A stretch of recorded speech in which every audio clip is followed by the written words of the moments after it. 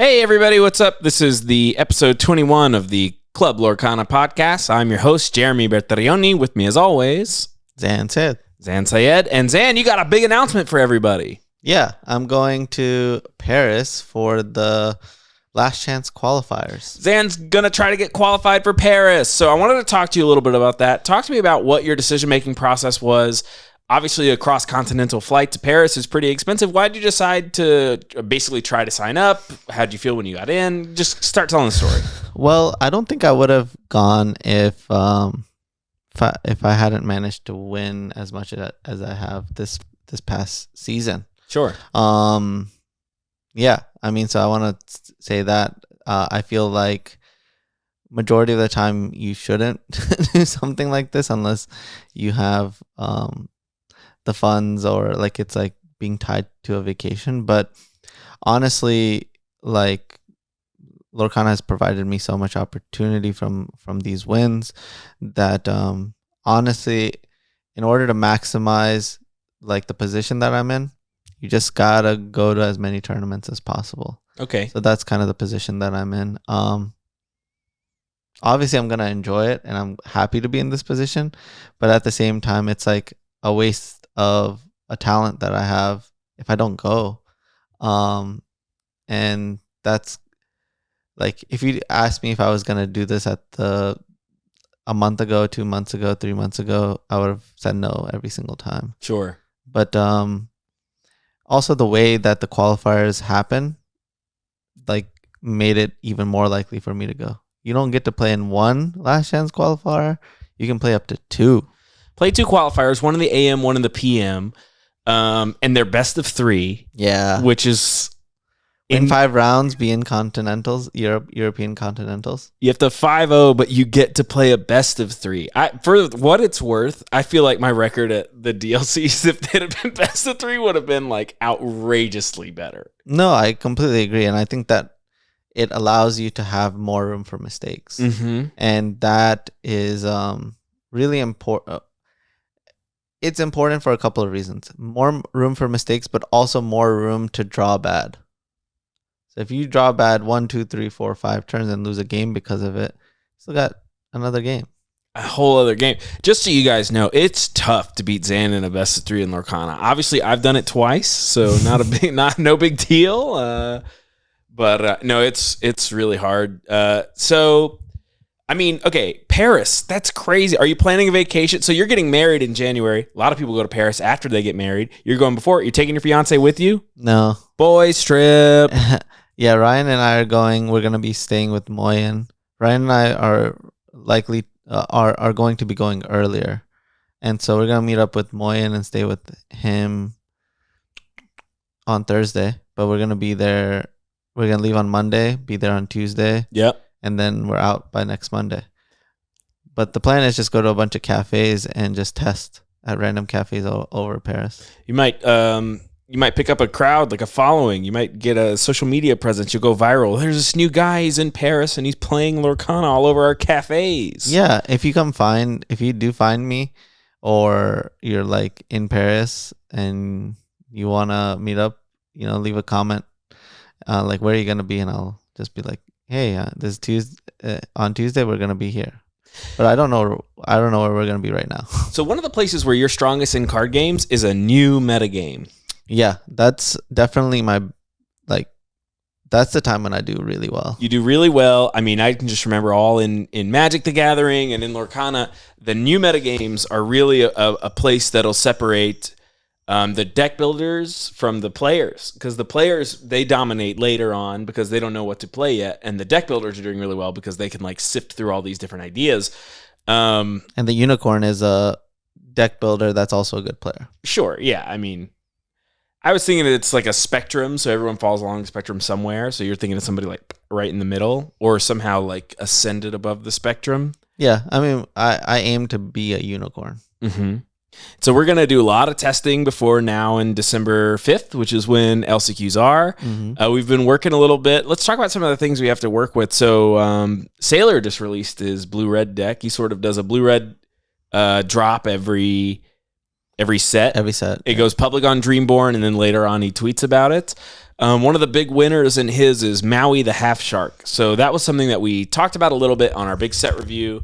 This is the 6-mana 7/5 evasive. Whenever it defeats something in a challenge, you get an action from your discard pile to your hand, and then really good line of text. Whenever you play an action, gain a lore.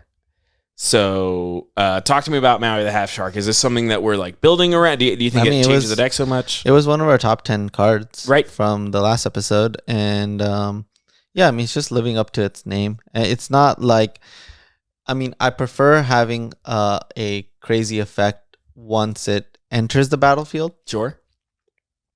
Right? ETB, meaning enter the battlefield. Like when you play it, something happens. Mm-hmm. So Maui doesn't do that, but its stats are good enough that it can dodge a lot of its removal. And basically, if you don't deal with it right away, it can have a lot of consequence to the game.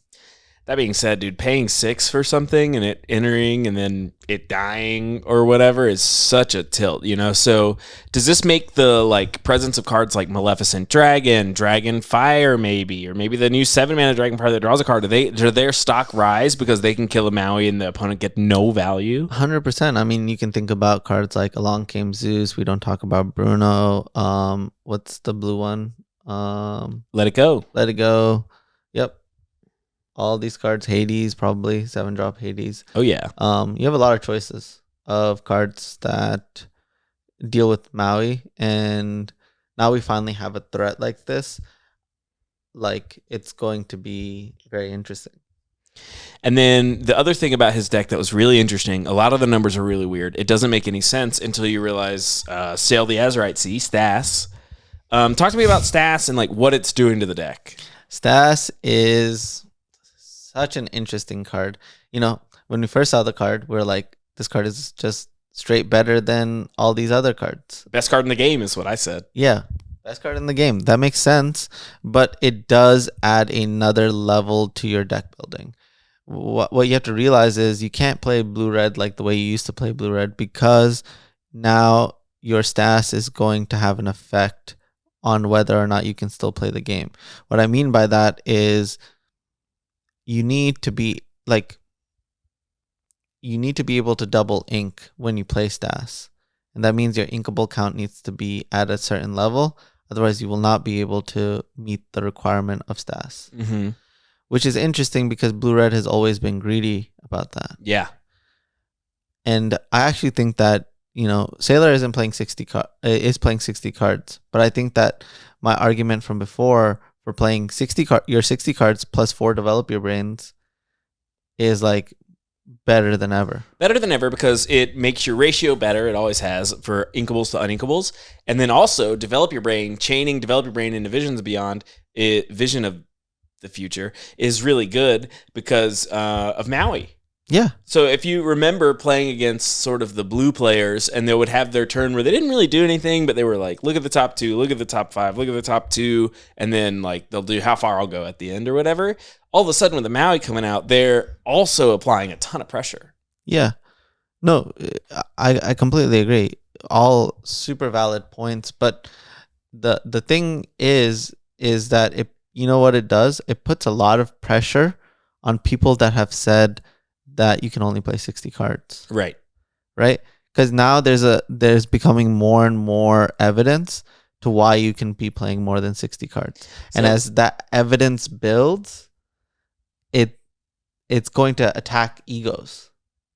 And those players are going to have to contemplate whether they're actually right or they're wrong, and they have to remove their ego in order to do that. And that is a very tough place to be because card game players tie a lot to their results. And I feel positive that even if my results were not the results that I have, that I would be talking exactly the same. Sure. Except for I wouldn't be going to Paris. Probably not. But Paris is going to be sweet. It's going to be a great trip.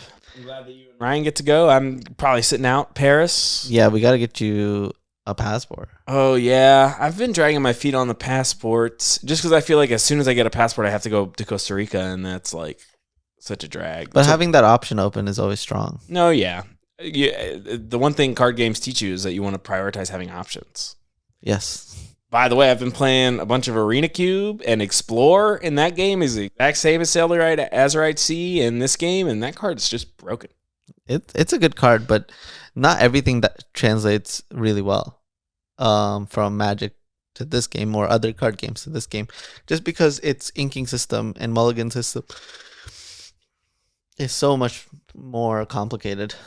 But it's simpler but complicated. They both do the same thing where late in the game when you draw it, you're like, oh, sick, and you get to try again. No, I do agree with that. Except for in Magic, you're more likely to brick. You're more likely to brick in Magic the Gathering. In a lot of ways, that's why you found a lot more success in Lorcana than Magic the Gathering, because you just say, I've been unable to brick for this. Yeah, it also gives you a scapegoat, right?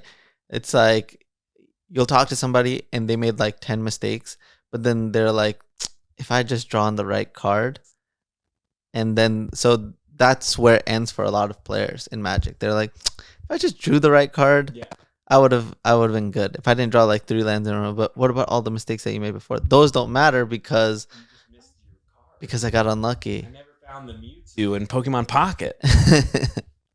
I mean, I'm struggling with that right now. I've seen. Can you believe so many people are like streaming Pokemon Pocket? Jeff Hoogland's on it. Yeah, I mean, I've thought about making a video for Pokemon Pocket. I mean, I'm getting awfully close to 45 wins, and as soon as I pull the right, I'm missing like an Articuno for my blue deck. Sure. For my Misty deck. I have Articuno. Yeah, no, I mean that's fantastic. But you don't have Starmie, right? I don't have Starmie. Yeah, that's an important piece. Because I didn't open the Charizard packs. Sag. I went deep on the Mewtwo packs, and now I'm going deep on the Pikachu packs. So I do a variety. Let's get a little bit back to Lorcana. So we're talking about deck lists that we've seen so far. Yep. The Forbidden Mountain released a YouTube video that's very interesting about a sort of purple steel aggressive deck. Yep. It has a lot of 1-drops. So what's cool about it is there's a pirate sub theme. Yep. So they played purple steel in what's that? In Vegas. Mm-hmm. And they did decently well in it. I think a bunch of them finished in top 128. I'm not sure if they finished in top 64. But yeah, I mean, that deck, I ended up playing against it in top 64 of Seattle. There actually isn't that much of a pirate sub-theme. I'm looking at it. But here's some new additions. They have the White Rose, which is a card that we predicted would be really good. Yep. This is a 3-mana 3/3 that gains allure when it enters. Any purple aggressive deck I expect is going to end up at 4 of these. Yeah, I mean, I think that 2 to 4 is great. You know, like the curve of just having White Rose into Goat, it symbolizes like a bolt from Magic, which is like, gaining 3 lore. Essentially, which is nice. They are playing the 1 ink location that has 4 willpower and gains 1 every turn. Oh, library? No, this one only costs 1, so this is the fairy ship. Oh, so basically, you know how Amber and Steel had the 1-mana 1s with 4 that gain 1 every turn? Mm-hmm. Like Neverland or whatever the Steel one was? Yep. Nottingham, I think. There's a purple one now, and so it's playing that. How much willpower does it have again? 4? I don't know. Costs 1 though, so you can get one of them out early. Yeah, but Fox still takes care of it. Yeah, I mean, I've never been a fan of that card, and I'm not necessarily sure what has changed in the metagame that'll make it so much better. If it was 6. Right, but then you'd be playing a 1-mana location that has 6 willpower. It didn't go. Sure, but this one gains a lore every turn. Yeah, but the lore don't matter. Yeah, but it does in your aggressive purple steel deck for sure. You're playing the White Rose, so you're acknowledging that the lore do matter. It's sometimes. Right. Well, then anyway, that's in the deck. They're also playing one of Gontu, Captain Crankyhead. This is the 5-mana Quest for 4, 4/3. Interesting. Okay, one thing I want to say about that location is the way you can think about it is like, you know, the new Diablo? The 0/1 that Quest for 1 draws a card if it dies. Exactly. What's the difference between that card and that card? It's playing both. I mean, is the difference that one of them's good? I mean, I don't know. Yeah. I would say the difference is the O1 replaces itself and is like pretty good, and you can pick it up. Has a chance at getting you some lore. Get you some lore because you can pick it up with the snake if that's whatever your draw happens to be that turn. Make sure they're playing snake. They are. They're playing snakes. Also playing both 1-drops, forbidden. Yep, they're playing Magic Broom, Turnabog's Followers, Diablo the Raven, and Maleficent. So they're playing the full. They maxed out. It's not the full 16. They're playing 15 because they're only playing 3 of the new 1-mana Turnabog's Follower. Or wait, that's not new. They're only playing 3 Turnabog's Followers. And they're playing 4 libraries, so it's a 1-drop library deck. Interesting. I mean, I do like the libraries. I love the libraries, but even more reason to cut at least one of those fairy ships. Yeah. I can buy the. But fairy ship is very on theme. I don't know if you want to consider the theme. I don't. They're only playing 1 genie, which I think I might expect to change after they play a few more. Yeah. I mean, genie was our consensus best card from the last episode. They're playing Mr. Arrow, which is the Sticky Mickey that quests for 2. It's a 1-mana 1/2 resist 1 that quests for 2. I still don't understand that card. I don't understand Sticky Mickey.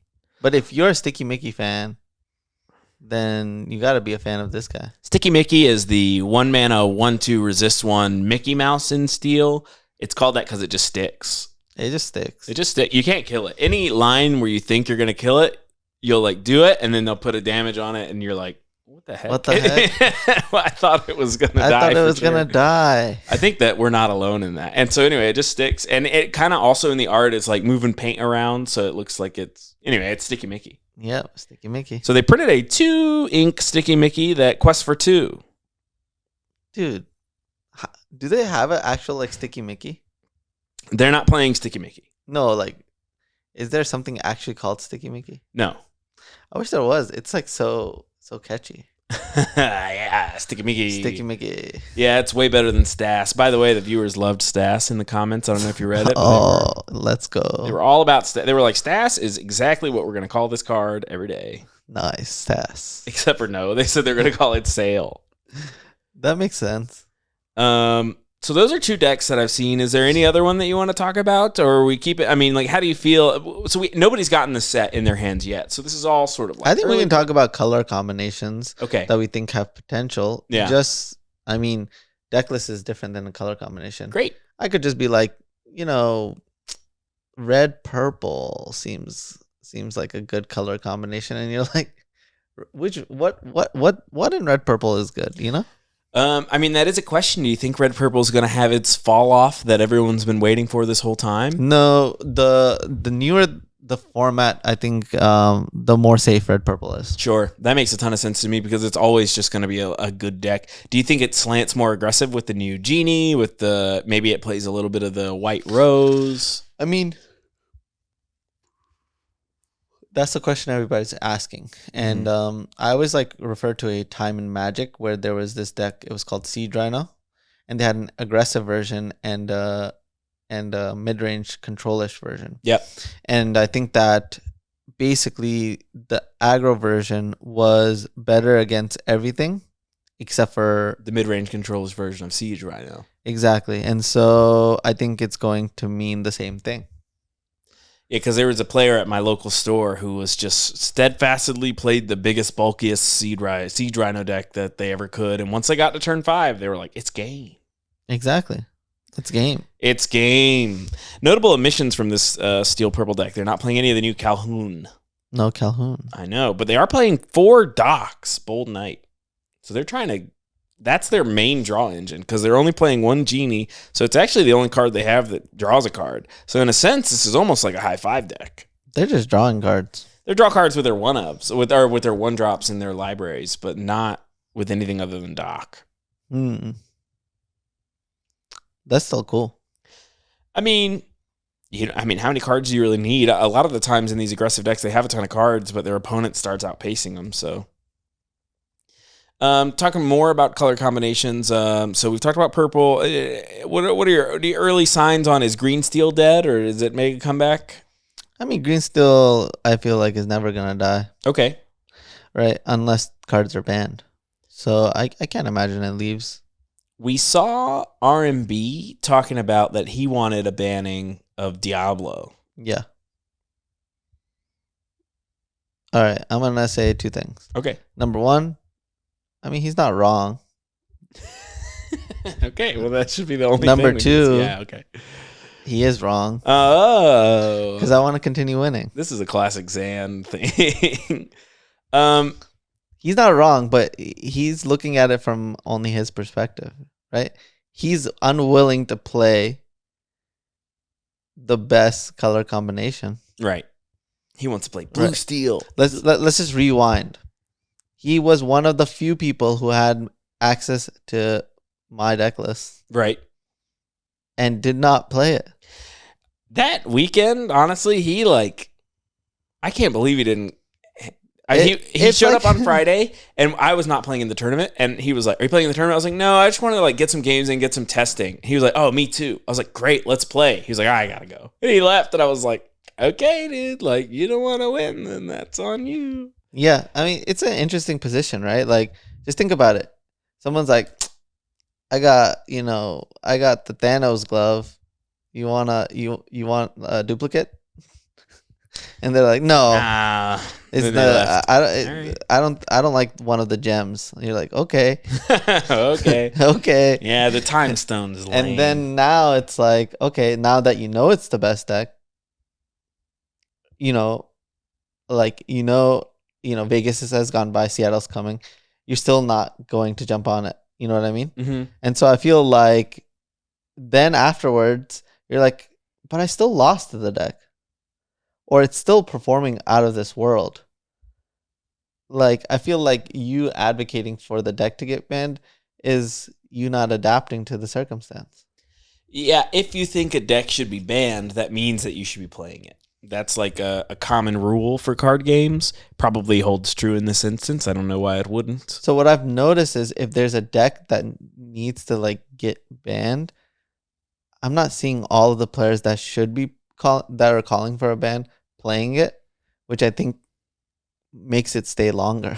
Makes it stay longer. If you think Diablo should be banned, you should be playing Diablo. Exactly. So if you're not playing it, then you're not doing your part to get it banned. True, because we need the metagame share of Diablo to go up so that it gets banned. If RMB and everybody else on Labyrinth was a Diablo Andy, then it probably would have been under the hammer by now already. Exactly. So, but what I don't think is good is I think the deck is broken, but I can't play it. No, it doesn't work the same when I play it. Yeah, but I can't play it. And I'm not gonna be a part of the reason why, you know what I mean? That's what you got to be doing. My Diablos always die, and their Diablos always draw 4 cards, and I can never kill them. Yeah, I mean, that's just, well, what is that word? It's like when you're negative confirmation bias. Coping. That's not cope. It's literally negative confirmation bias. Okay, that's fair. It's you're you're using the small sample size, right, to justify the entirety of your experience. I understand that it's not. I was just kidding. No, I understand that, but what I'm saying is, some other players are not. Speaking of just kidding, head judge for a lot of the DLCs, Albert, has announced his retirement. I'm actually very sad. Me too. I liked him a lot. He was the head judge, sort of liaison to Pro Play Games, which he's stepping down from. He was at all the DLCs. His last event is going to be the Cross Continental Championship that you're in. Yeah, which I will be playing in. Because he was a huge Pavel fan. Yeah, I mean, being a fan of Pavel is pretty easy. I'm a fan of Pavel. #hire Pavel. #make a client. So you said you were a little upset. Why are you upset? Let's explain. Why is Albert so good? So I've played in card games. Yep. Where, the judging has kind of gone wild, right? Whether it's from the wizard side or it's from the judge's side, a little bit of both. And I think that's natural. That's going to happen. It's a power struggle. Okay. Right? And so when I came into Lorcana, I didn't really have expectations to play all the DLCs, right? And so I played in Atlanta. I top forward, and that's when I ran into Albert. It's like, dang, this guy, he's on top of it. He's like, oh, you're done with your match? Boom, come here, come here, come here, come here. I'm like, what? Who is this guy? One of the biggest, best rules like shifts I've ever heard in a tournament came out of Albert's mouth, and he was like, if you find your opponent before the round timer starts, you guys can get started. Yeah, that's amazing. As soon as he said that, I was like, this is maybe the best judge I've ever seen. Because how many times do you like play your first land and your opponent's like, oh, we actually can't start yet. And then you like sit there for like 15 seconds while you're like, well, this sometimes it's even more. Sometimes 5 minutes, 10 minutes. I've been there for like 30 minutes. And I've never been there for 30 minutes. I have. Well, anyway, but you're just like, this is so dumb. Let's just play the card. So like being on rules about that, judging in other card games is so crazy. You have stories like that Pokemon player who was disqualified, even though he was like the 15-year-old kid was disqualified for doing what he called a dice roll motion. Yep. You have stories like Juju Bean got disqualified from the Magic the Gathering tournament for like, according to him, somebody walked up and was like, "Hey, do you want me to like buy some of your equity in the tournament?" And Juju Bean said no, and then he was disqualified for that.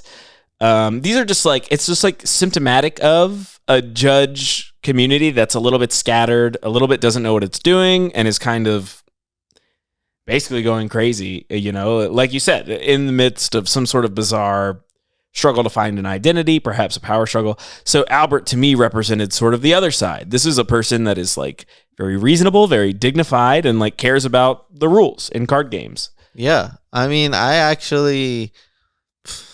have never seen like such a North Star of judging in a tournament in organized play ever. I think I can agree. And he and I butted heads once. So you can't even say like, of course you guys liked Albert. He always ruled in your favor. Because no, it's not exactly. True. No, he always ruled with the rules. With the rules. I'm saying like I advocate for the rules, no special treatment ever. Yeah. Just so people know when I butted head with Albert. I think I'll tell this story. Yeah, go ahead. Because it really was, I don't think anybody did anything wrong. Basically, I went with you and some other friends to DLC Chicago, but I didn't get a ticket. I had a ticket. You had a ticket. I didn't have a ticket, which was sad, but I was like, whatever, we'll see what we can do. So on Saturday, the day, they drop a bunch of people that didn't show up. Yep. So they're not technically capped. Mm-hmm. So I go to the scoreboard, or the scorekeeper, it's Blaylock, and I'm like, hey, I'll pay whatever. I want to play in this tournament. What can we do? And he's like in the middle of being like, yeah, that makes sense. And he's like signing me up. And then Albert comes and like, he looks at me and he's like, but do you have a ticket though? And I'm like, no, I don't have a ticket. And he's like, you can't play. And I was like, at the time, I'm obviously like, this freaking loser's not letting me play. But you're right. It's no special treatment ever. And I would rather have that. I can say that now. Yeah. And there were spots in the tournament because people didn't show up. Correct. Yeah. And despite that, it was still no. It was still, he asked if I had a ticket. I didn't lie because you should never lie to a judge. Both of the judges. You knew Albert. I knew Albert. I knew Blaylock. There's still a small part of me that's like, it would have been really easy and nobody would have been mad if you just let me in the tournament. Yeah. And I'll just pay whoever, whatever, anytime. I mean, he could have been like, yeah, dude, if you give PPG $200, I'll let you play. I was like, oh, I'm already here. You know, like he could have gotten whatever, but it was no special treatment. And I think that's, like you said, such a North Star for card game judging. Yeah. So, I mean, yeah. So I'm not gonna lie. I also think that Albert was pretty instrumental in is it Chris, the cheater that I had to play against? Oh, the Chris Coy. Yeah. Chris Coy is the person that you played against that cheated against you. I pretty much saw it. So you were there, and we got him disqualified. He got second at DLC Dallas, and the jury's still out if he's going to play in Continentals. Yeah. So far, I don't think that he has been exactly disqualified. I hope that the proper actions are taken, but I do think that Albert was instrumental in that, even though he did not communicate with me directly at all in the tournament because he was not allowed to talk to players in that tournament because he was transitioning out of that role. And so again, he took it so seriously that I could not talk to him. I remember that tournament because if you saw him and you were like, "Hey," he'd literally be like, and you're like, "Well, okay." Yeah, but I respect the seriousness and the North Star and everything. Like, yeah, it's just a level I've never seen someone take that job, and I'm gonna miss that. And I hope the person who's taking that position takes it as seriously, is as good. Yeah. Hopefully, somebody like Ghost Dash Kyle, who really cares about the rules. Somebody like that. Albert said that he had Blaylock would be pretty good. Blaylock would be pretty good.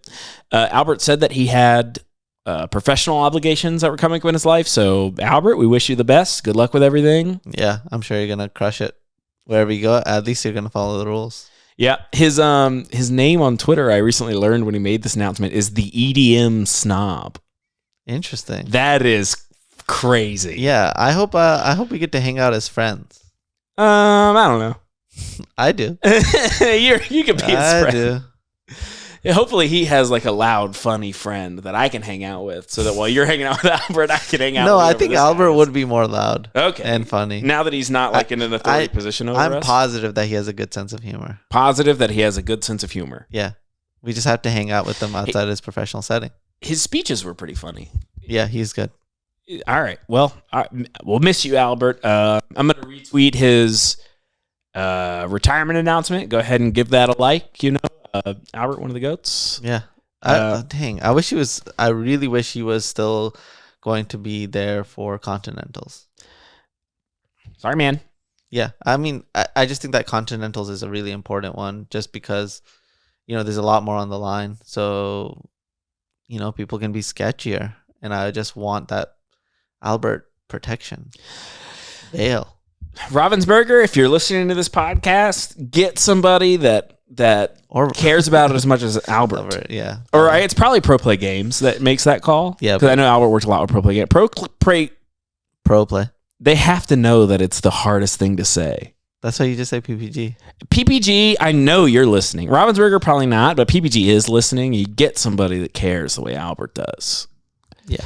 Well, it's a bit of a slow news week because we did have one comment from the last video that I want to talk to you about. Yeah, and we can talk necessarily. We don't have to address the comment, but I think comments like it. I want to establish like how we will react to this type of comment. He basically said, "Y'all talked about the whole set, and you didn't mention Maleficent staff." Oh shit! Right, Maleficent staff is a 2-ink item that whenever something is returned to their hand, you gain a lore. Yeah, but isn't it during someone's particular turn? It probably is. Yeah. You think I should find out right now? I guess so. Is that like something you think I should look into? I'm pulling it up right now. I'll have it in just a second. You know what the issue is? We don't get to play as much limited as we did for Magic, right? True. So if we got to draft this set, we would know every card in and out. Right.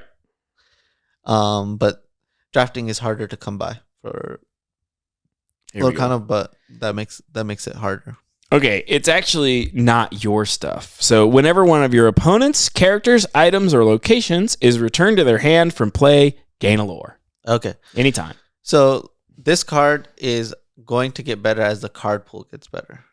But the problem with the card is that even though it gets better as other cards come out, it might get overpowered. Okay. But it's a card right now that has potential, but that potential may not come to fruition, right? Like Emerald Chromacon. Like someone's response to this could be Emerald Chromacon, it just does it. Yeah. But the way you got to think about Emerald Chromacon is you're only going to put yourself in that position if you are behind. Mm-hmm. So first thing you have to establish is I'm ahead. Second thing you have to establish is play both of those cards back to back, which is hard. Well, it's hard to do that and stay ahead because on your turn 4 or whatever, their nightmare is that you play the genie or whatever. Now you play 2 items, you don't advance the board at all. They're like, Phew, thank goodness, a lot of the time. Exactly. So the way you want to think about this card is you want to apply the if rule, right? Mhm. Like if I'm ahead, if I then play this card with a Chromacon, with more aggressive cards, then this card will be good.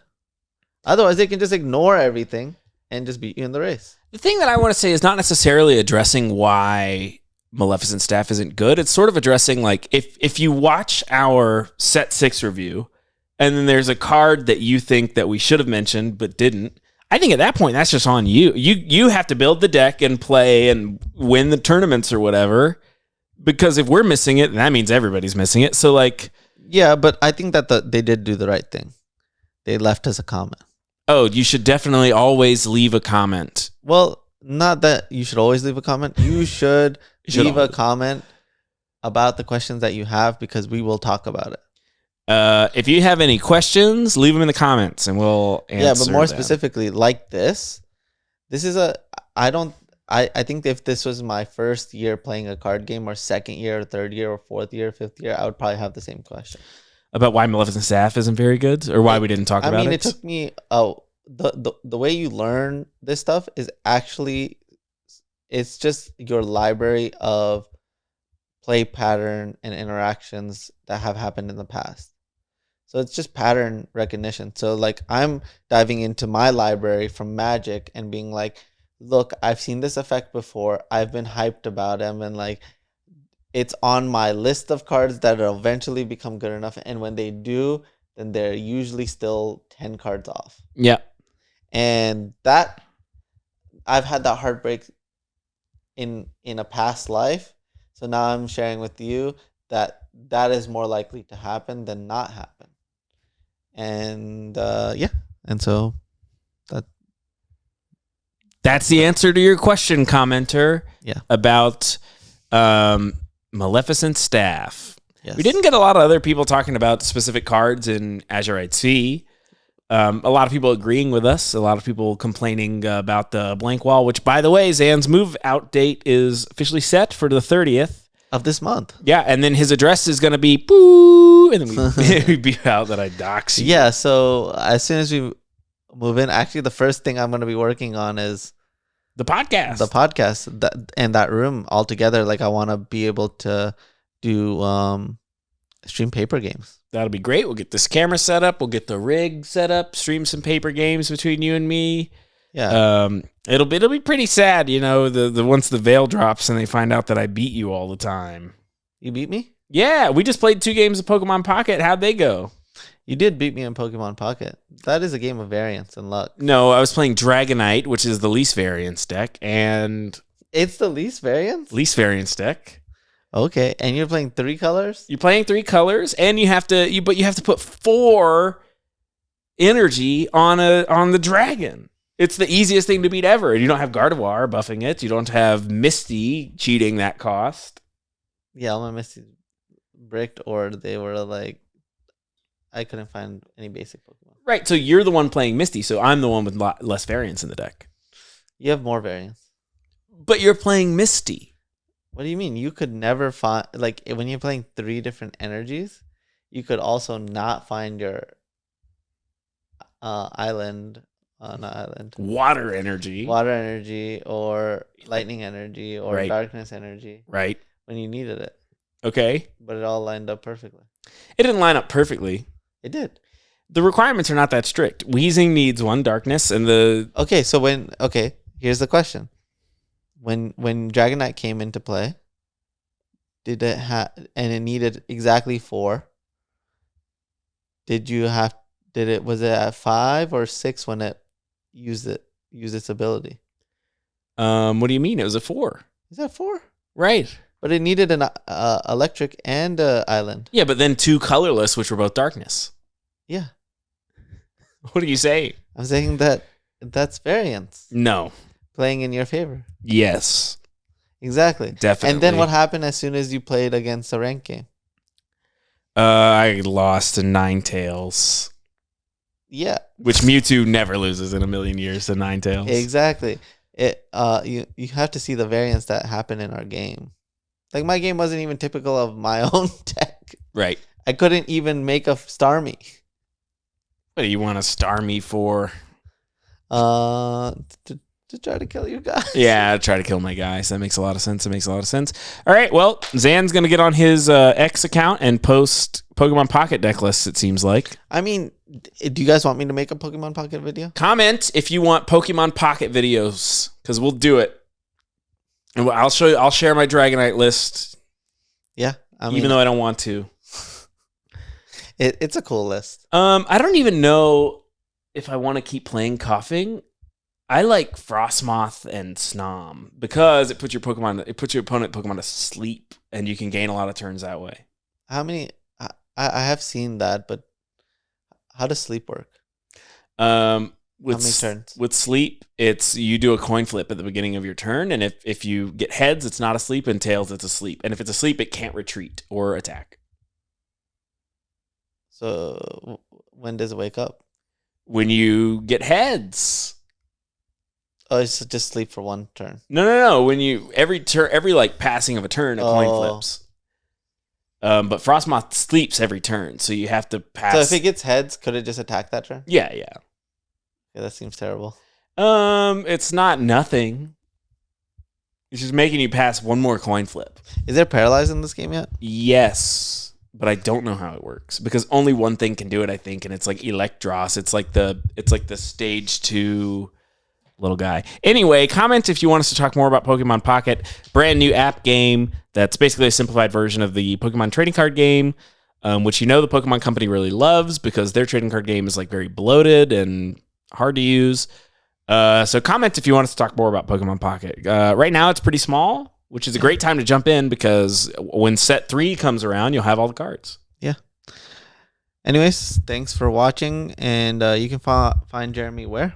You can find me on X at MoxJeremy, MoxJeremy. I need you to follow me because I lost a bunch of followers during the election coverage that I did.